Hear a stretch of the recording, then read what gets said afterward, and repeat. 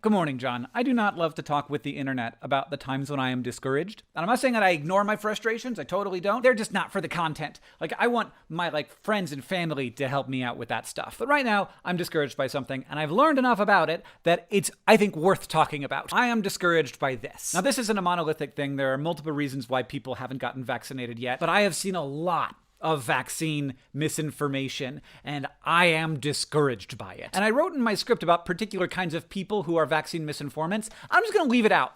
I don't want to talk about that. Let's just say that there are some folks who want to create division and fear to exploit it for their own personal gain, and leave it at that. My first instinct when I see these arguments is to go one by one and pick them apart. Yes, young people do need to get vaccinated to slow down the spread of the disease and have fewer human bodies in which it can mutate. Yes, the vaccine is effective. Counties with lower vaccination rates have higher hospitalization rates, and COVID rates in nursing homes plummeted after that first round of vaccine. And yes, COVID is a real problem. There were 300,000 more deaths in 2020 than there were in 2019. And that's with all of the precautions that people were taking.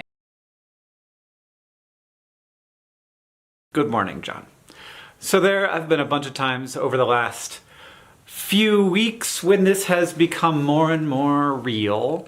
This is the big one, though. So I noticed that my lymph nodes were big. I talked to my doctor. She says probably nothing. We'll send you in for an ultrasound. Got an ultrasound. The tech in the ultrasound room was like, I'm gonna go get a doctor.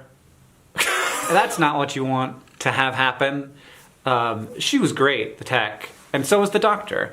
And they were like, this looks like it could be suspicious for lymphoma, and we'll get you in for a biopsy. And then I took the order for the surgery, and the study has been great and very supportive, but biopsy, good news, bad news. One, it's cancer. It's called lymphoma. It's a cancer of the lymphatic system.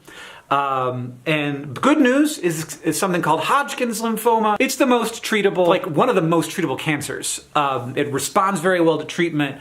The goal is cure. The procedure to get there is fairly well known, if unpleasant.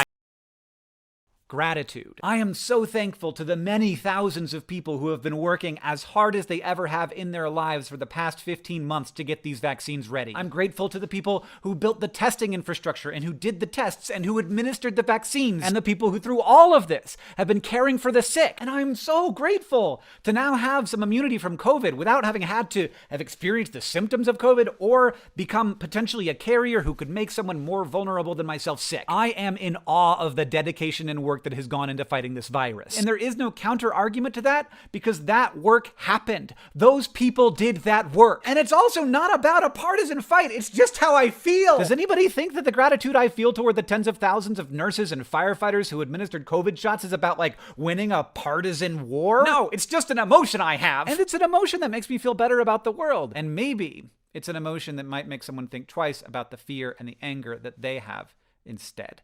John, I'll see you on Tuesday.